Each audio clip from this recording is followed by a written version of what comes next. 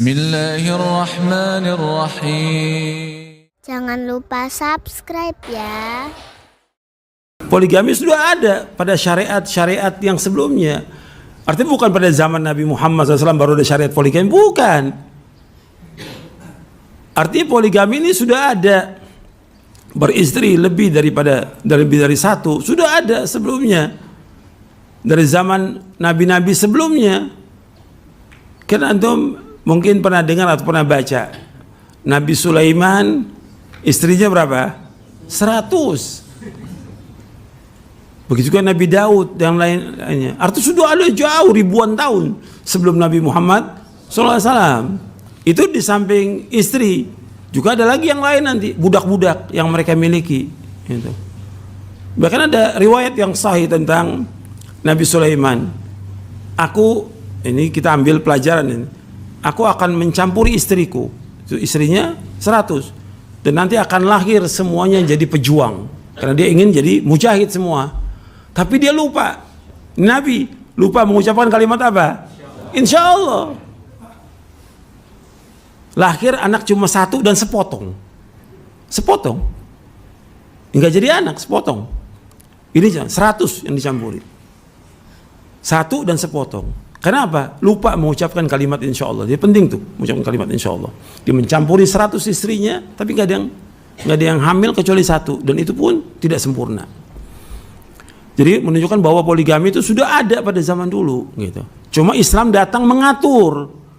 Di zaman Nabi Muhammad SAW diatur supaya jelas Islam ini menghormati wanita. Itu harus kita ingat tuh, bahwa Islam datang membawa kepada kemaslahatan. Islam tidak datang membawa kepada kezaliman, tidak. Islam datang membawa kepada kemaslahatan. Islam datang membawa kepada kebaikan. Islam datang membawa kepada kebahagiaan. Islam datang membawa kepada ganjaran. Islam datang membawa kepada pahala. Bukan kerusakan, bukan. Nabi mengatur, karena orang di zaman jahiliyah itu udah banyak istrinya mereka. Setiap kabilah itu istrinya banyak, setiap kabilah. Dan justru harus banyak istrinya. Karena dengan banyak istri, banyak anak, dengan banyak pasukan, gagah orang kabilah-kabilah itu dulu. Kalau sedikit, nggak ada kegagahan. Makanya mereka berlomba-lomba dengan banyak istri mereka itu. Tapi kemudian Islam datang mengatur. Maka Nabi SAW mengatur ini. Al-Quran mengatur dan Nabi juga mengatur. Nabi SAW mengatur bahwa batasan istri itu hanya 4, tidak boleh lebih. Makanya ketika Ghailan Al-Thaqafi, istrinya 10 datang pada Nabi SAW, masuk Islam semuanya, kata Nabi, ikhtar minhunna arba'an, pilih 4 dari mereka. Terserah kamu pilih, dari 10 itu pilih 4. Nggak boleh lebih dari 4, nggak boleh, gitu. Kalau untuk Nabi lebih dari 4 sampai 9 atau 11, khususnya untuk Nabi, dan Allah yang membenarkan Rasulullah SAW, gitu. Dan itu ada hikmah yang sangat banyak. Nabi SAW, Nabi nikah dengan Khadijah bintu Khuwailid radhiyallahu anha dan punya anak, kemudian dengan Aisyah, gitu. Kemudian dengan Saudah bintu Zam'ah dan seterusnya, gitu. Tapi semua ada hikmahnya. Kan yang perawan cuma 1, Aisyah aja. Yang lain janda, karena suaminya berperang dan dia nggak punya tempat bernaung sebagai wanita, nggak ada saudaranya kafir, kayak Ummu Habibah. Waktu masih kafir Abu Sufyan, yang lain juga masih kafir. Kemudian Nabi nikahi Ummu Habibah binti Abi Sufyan, dan yang lainnya banyak hikmahnya. Nabi menikahi itu bukan karena hawa nafsu, bukan. Artinya Islam mensyariatkan poligami itu sesuai dengan nas. Tapi Allah Subhanahu wa ta'ala juga menyebutkan seandainya dia nggak mampu, disuruh 1. Antum lihat sekarang dalam ayatnya di surah An-Nisa ayat 3, Allah berfirman, wa in khiftum alla tuqsitu fil yatama fankihu ma taba lakum minan nisa'i mathna wa thulatha wa ruba'. Fa in khiftum alla ta'dilu fawahidatan aw ma malakat aymanukum dzalika adna alla ta'ulu. Apabila kalian khawatir tidak berlaku adil, maka kawinlah yang kamu sukai dari wanita 2, 3, dan 4. Jika kamu tidak berlaku adil, maka 1. Atau hamba sahaya yang kamu miliki. Yang demikian yang paling rendah supaya kamu tidak berlaku zalim. Kalimat alla ta'ulu, sebagian mufassirin menyebutkan ada dua. Ada pertama memaknakan dengan supaya kalian tidak fakir. Yang kedua supaya kalian tidak berlaku zalim. Jadi di sini disebutkan kalau kamu tidak mampu ya satu gitu. Artinya tentang poligami ini bukan satu keharusan, bukan kewajiban, bukan. Artinya syariat Islam. Karena ada orang yang memang nafsunya kuat, dia ingin 2. Bahkan dia juga ingin 3, tapi dibatasi oleh Islam sampai 4 aja. Gitu. Dan syaratnya ingat, dia mampu untuk melakukan persetubuhan. Yang kedua, dia mampu untuk memberikan nafkah. Artinya kalau mau diartikan, dia mampu memberikan nafkah lahir dan batin. Dia harus punya memberikan rumah pada dia, tempat tinggal, dia berikan nafkah setiap hari, dia mampu untuk mencampuri dia. Dan yang kedua, dia wajib untuk berlaku adil, wajib. Kalau dia tinggal di sini 1 malam, di tempat istri 1 malam, nggak bisa disembunyikan, nggak ada wanita disembunyikan, nggak ada, nikah terang-terangan, gitu. Dan nggak ada istilah izin dengan istri pertama, tidak ada dalam Islam, tidak ada, nggak ada izin. Kalau dia menikah, nikah, gitu. Tapi dia mampu atau tidak? Gitu. Ini sekarang gimana dia mau nikah? Sekarang utangnya banyak, nggak bayar. Utangnya banyak. Yang kedua, rumahnya masih ngontrak. Yang ketiga, masih di pondok mertua indah. Gimana antum? Antum mikir dong, pakai akal yang waras gitu. Jadi harus perhatikan dulu nih, yang seperti ini. Antum mampu atau tidak? Kan mampu dulu di sini. Mampu untuk dia memberikan nafkah lahir, yaitu dia memberikan nafkah rumah, tempat dia tinggal, kan dia juga perlu tinggal, nggak bisa dia dititipkan pada orang, harus. Kemudian juga nafkah batin dan adil, dia adil, nggak boleh zalim dia.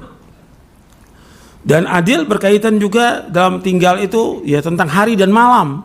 Para ulama menyebutkan tentang hari dan malamnya, seperti disebutkan oleh Ibnu Qudamah dalam kitabnya Al-Mughni, Ibnu Hazm dalam kitabnya Al-Muhalla. Jadi bukan hanya siang, karena ada juga yang istri keduanya siang dia gilirnya, nggak bisa, harus malam. Dia harus adil itu dalam masalah itu, adil. Dan Allah menyebutkan soal masalah nafkah dia wajib berlaku adil.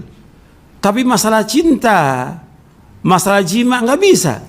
Makanya Allah menyebutkan, antum lihat lagi di surah An-Nisa juga di ayat 129. Allah menyebutkan walan tastati'u an ta'dilu bainan nisa'i walau harastum fala tamilu kullal maili fatadharuha kal mu'allaqah wa in tuslihu wa tattaqu fa innallaha kana ghafurar rahima.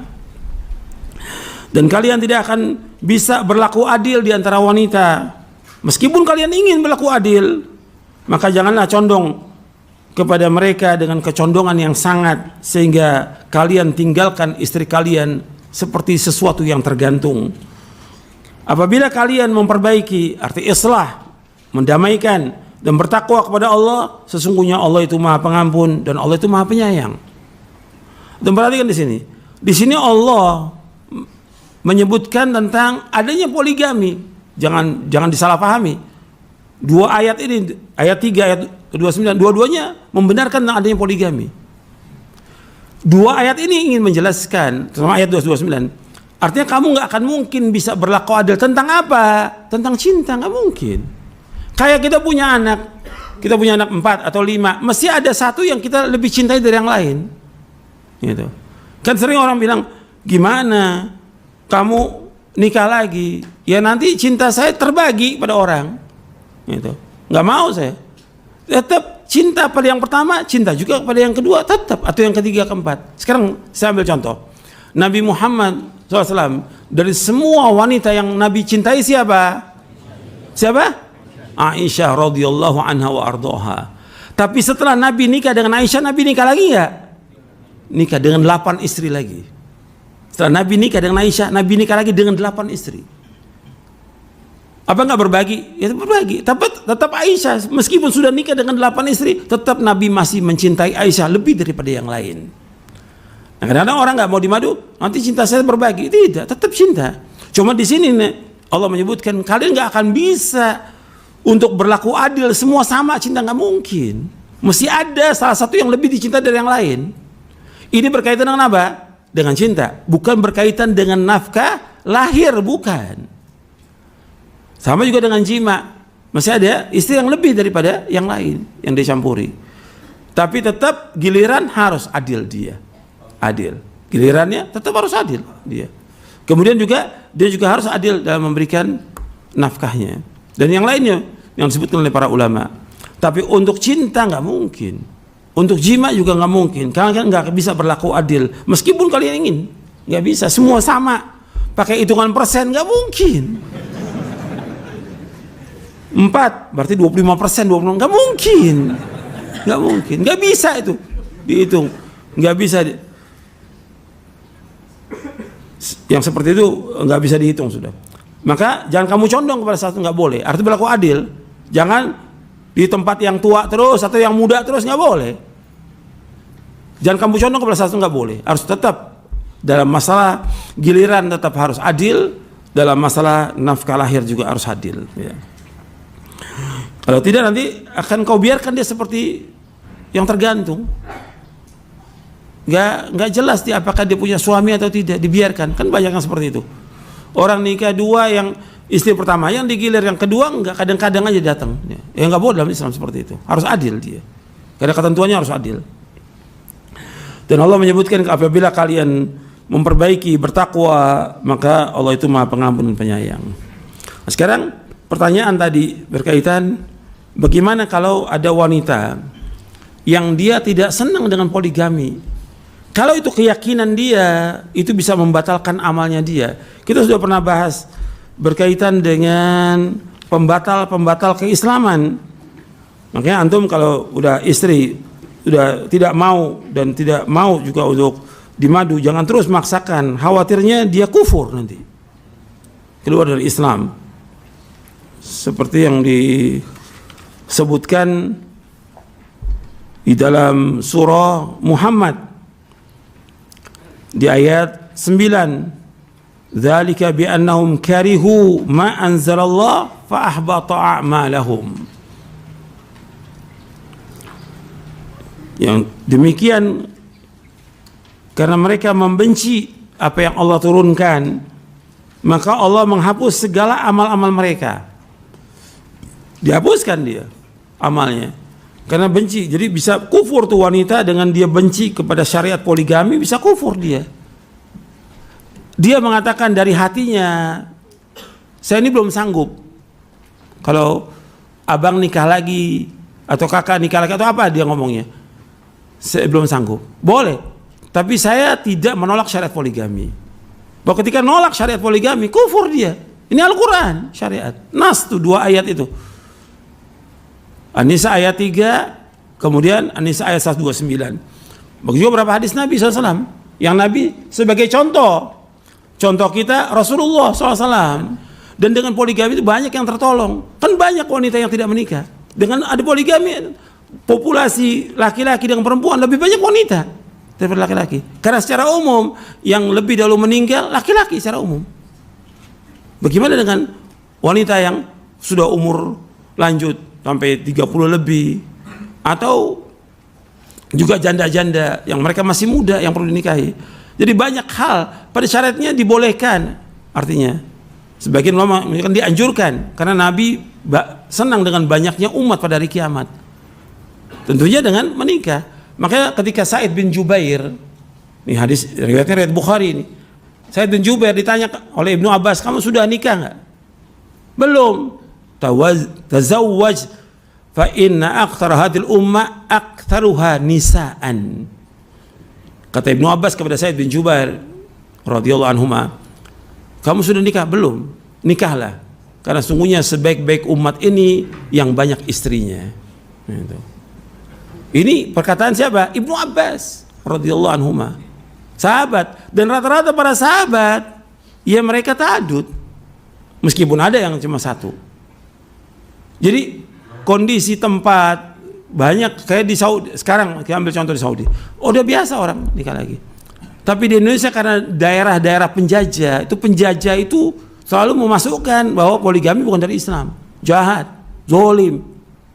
Gak mungkin Allah turunkan syariat yang menzolimi manusia, tidak mungkin. Gak mungkin Allah menzolimi manusia, tidak mungkin. Allah menzolimi wanita, tidak mungkin. Tapi wanita punya cemburu, memang Allah sudah sifatkan demikian. Cemburu itu, itulah tabiatnya dia cemburu. Dan itulah kecintaan yang bagus dia kepada suami dengan cemburu itu. Tapi menolak syariat poligami dalam Islam nggak boleh. Maka harus dilihat, kalau memang dia membutuhkan secara hukum syar'i dibolehkan. Tapi kalau enggak, jangan.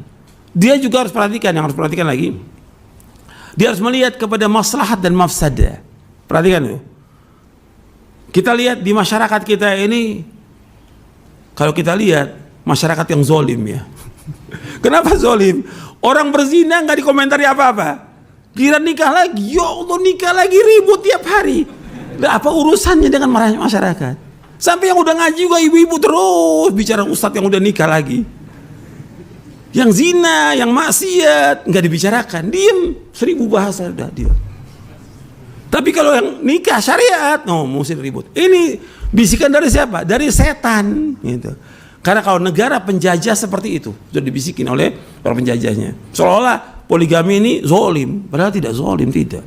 Gak mungkin Nabi SAW melakukan sesuatu yang menzolimi wanita, tidak mungkin. Gak mungkin Allah mensyariatkan sesuatu yang menzolimi wanita, tidak mungkin. Cuma sekarang yang melaksanakannya banyak yang gak benar. Yang melaksanakannya banyak yang zolim. Yang ta'adud ini banyak yang zolim. Zolim pada istri yang pertama kadang-kadang, zolim pada istri yang kedua. Kalau seperti itu, ya jangan. Kita contoh sudah ada di masyarakat seperti itu. Kita harus melihat kepada maslahat dan mafsadah. Yang terjadi udah banyak yang kemudian dia cerai sampai kadang sudah tua cerai. Dia meninggalkan istrinya, meninggalkan anaknya, meninggalkan cucunya karena nikah lagi. Karena istrinya udah nggak mau seperti itu dengan kezolimannya dia. Jadi lihat kepada maslahat dan mafsadah. Bukan ini kan syariat kita laksanakan. Tapi begitu syariat dilaksanakan kemudian antum tiap hari ribut dengan istri, kan nggak dapat kebahagiaan di situ, nggak dapat kenikmatan.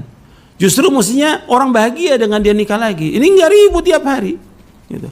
Bahkan saya pernah lihat sendiri, gitu. Ini waktu haji ini kejadian ini, haji bawa 2 istri, tiap hari ribut pukul-pukulan. La haula wala quwata illa billah.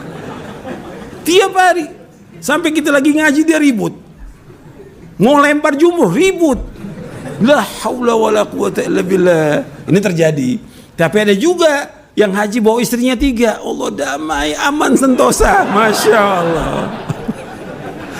3 itu Allah. Lagi kita tawaf, minum zam-zam, semua ngasih air 3-3-nya. Gimana minum 3-3-nya? Allah Ustaz. Jadi ada yang bagusnya, ada juga yang nggak bagusnya. Tapi itulah kehidupan. Itulah kehidupan. Dan itu indahnya kehidupan di situ. Gak mungkin berumah tangga gak ada keributan, gak mungkin. Nabi aja pernah ribut dengan istrinya, dengan istri-istrinya Nabi ribut. Sampai Nabi bersumpah gak mau mencampur mereka selama 1 bulan. Itulah keindahan hidup, gitu. Tapi gak boleh kita zolim gak boleh. Jadi orang mesti berpikir kepada maslahat dan mafsadah. Tapi yang perlu diingat ketika orang menikah lagi, antum ini gak punya kekuasaan apa-apa, gak punya andil apa-apa. Yang ada mesti sebagai seorang muslim doakan dengan barokah. Jangan ribut, jangan sini ustadz nikah, doakan dengan barokah. Udah terjadi. Antum mau suruh dia cerai atau istrinya minta cerai, nggak boleh. Tadi kan saya sebutkan minta cerai dari suami haram apa? Aroma sorga. Nggak boleh. Kalau udah terjadi ya udah doakan dengan kebaikan. Jangan disuruh cerai, nggak boleh. Kata Nabi, orang yang minta khulu al-mukhtali'at hunnal munafiqat. Perempuan yang minta khulu dari suaminya, minta cerai, itulah orang-orang munafik, perempuan munafik. Dan orang yang minta cerai, Nabi bersabda SAW dalam hadis yang sahih, ayyuma imra'atin sa'alat zawjaha talaqa min ghairi ma ba'sin fa haramun 'alaiha raihatul jannah. Siapa aja perempuan yang minta cerai dari suaminya tanpa alasan yang syar'i, maka haram bagi dia aroma surga. Berarti tempatnya di mana? Neraka. Jadi nggak ada alasan, ada masalah sedikit minta cerai, ada masalah dikit minta cerai. Apa nggak ada bahasa yang lain kok ngancam suami dengan cerai gitu. Ya sabar, itu cobaan, ujian ketika dia mendapatkan cobaan ujian. Jadi harus dia sabar. Dia harus hindari itu perkataan-perkataan itu lagi. Dia tobat kepada Allah. Tobat, karena ini perbuatan dosa. Minta cerai. Kayak orang yang khulu, minta khulu dari suaminya, hunnal munafiqat. Mereka lah orang-orang munafik, perempuan-perempuan munafik. Dan ingat, di sini juga kondisinya berbeda dengan negara Arab. Kalau negara Arab kondisinya orang biasa, orang nikah lagi 2, 3. Di sini ini istrinya awalnya sudah ngizinkan istrinya, kawinlah suami, diteror istrinya sama siapa? Pertama sama bapaknya, yang kedua ibunya, saudaranya, tetangganya. Lo ini nikah halal, diteror. Kamu apa udah gak laku lagi? Kok kamu ngizinkan suami nikah lagi? Ini perkataan semua perkataan syayatin ini, setan semua yang ada. Orang udah seneng, dia udah izinkan suaminya, gara-gara teror dari tetangga-tangganya, masyarakat, jadi dia berbalik, dia benci sama suaminya. Kan nggak boleh seperti itu. Kalau sudah terjadi, antum doakan dengan kebaikan, doakan dengan keberkahan. Jangan kemudian antum omongkan, kemudian akhirnya orang ragu yang sudah dijalankan. Kan nggak boleh. Begitu dia nikah lagi disuruh cerai, apa mau anak antum dinikahi kemudian dicerai seperti itu? Kan nggak boleh.